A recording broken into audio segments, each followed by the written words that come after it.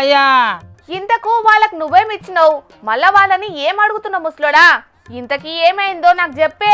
బుజ్జి వచ్చిన ఆనే నువ్వు కూడా హైదరాబాద్ నుంచి ఇంటికి రావాలని నీకు కూడా తూన సాంబని పలకపోన్ నుంచి 1000 రూపాయలు ఫోన్ పోయి వచ్చిందే.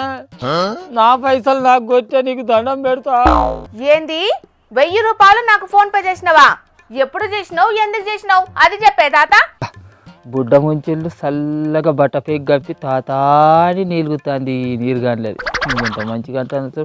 సరే బాబా నువ్వు మొన్న హైదరాబాద్ నుంచి నాకు ఓటేసినందుకు రావే తల్లి అని నేను పలకపోన్ నుంచి 1000 రూపాయలు ఫోన్ పోయి కొట్టిండే. 1000 రూపాయలు నాకు ఇయ్య, నీకు దండం పెడతా. నేను నిన్న ఓటేసినా కదా, మళ్ళీ 1000 రూపాయలు ఎందుకు అడుగుతున్నావే? నువ్వు వేసినవో వేయలేదో ఇవ్వనికి ఎరక ఆయన అది పక్కకు పెట్టే తల్లి. నేను ఓడిపోయిందే, నేను మంచిన 1000 రూపాయలు నాకు వెయ్యే, నీ దండం పెడతా. ఆయన నిన్ను ఎవడు వంచమన్నాడు ముసలోడా? మేమేమన్నా నీ ఇంటికి వచ్చి అడిగినామా? నువ్వే మాకు ఫోన్లు చేసి మా ఇండ్లలోకి వచ్చి ఇచ్చినావు. ఇప్పుడు ఓడిపోయినా నా రూపాయి నాకు ఇవ్వమంటే మేమేం చేయాలి చెప్పు? నువ్వు రాలేదు సరే, నేను మరి మీ ఇంటికి వచ్చి ఇచ్చినప్పుడు నువ్వేం తీసుకున్నావే నేల ముచ్చుదానా? అంటే నేను మీ ఇంటికి వచ్చి అసిద్ధం ఇచ్చినా కూడా తీసుకుంటారా అని అలకదక్కుదానా? అయినా ఇప్పుడు అవన్నీ ముచ్చట్లు పక్కకు పెట్టు.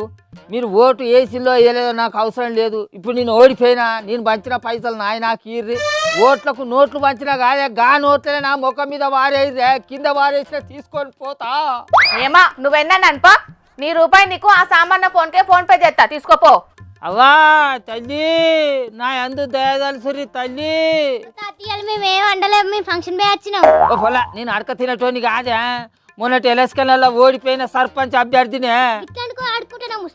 అరే ఇది పెద్ద కథనే. ఇప్పుడు నీకు చెప్పుకుంటా కూర్చుంటే ఆ ఊరంతా తిరిగి అడుకుంటే నాకు పొద్దుపోతుంది. ముందుగా అయితే మీ అవ్వని రమ్మని పోనాడు. ఆగాగు, మీ ఇంట్లో మొత్తం ఎన్ని ఓట్లు అనేది చూడాలి. మొత్తం 6 ఓట్లు 6000 రూపాయలు ఇచ్చిన, 2 పుల్లు బాటిల్లో మందు ఇచ్చిన. ఆ మందు తాగుతామే ఎట్లన్నా మా నాశనం కానీ నేను ఇచ్చిన 6000 రూపాయలు అయితే ఇవ్వమని పోనాడు. అబ్బా నీ తిప్పలు చూస్తుంటే నాకే బాధ అనిపిస్తున్నదే తాత. ఇంత అవసరం ఆనే నీకు? నీతిగా నిజాయితీగా జనాల దగ్గరికి పోయి ఓటుకు నోటు వంచకుండా ప్రచారం చేసుకుంటే ఏమైతుండనే? ఆ అవతలోడు 500 రూపాయలు పంచుతాడు అంటే అధికారం మీద యావతోటి నేను 1000 రూపాయలు పంచిండే. అయినా అవతలోడే గెలిచిండు, నన్ను అప్పుల పాలు చేసిండు. ఏం చేయాలి? వాళ్ళకి చెప్పుకుంటున్నది నా గతి. నువ్వు ఇంత వంచినా ఆ అవతలన్ననే గెలిచిండ్లంటే మీరు డబ్బులు వంచకుండా పోటీ చేసిన జనాలు న్యాయంగానే ఓట్లేసి గెలిపించేటోళ్ళు అన్నట్టు. ఆ ముచ్చడి తెలవకనే ఏతులో పోయి గోతుల పడ్డట్టు అయిపోయింది నా బతుకు. ఇంకా నా బతికేంది? నా సొంటోళ్ళు చాలా మంది అమాయకులు అని ఎందుకు అనాలి? ఆశావాదులు ఇట్లనే ఆగమైందే.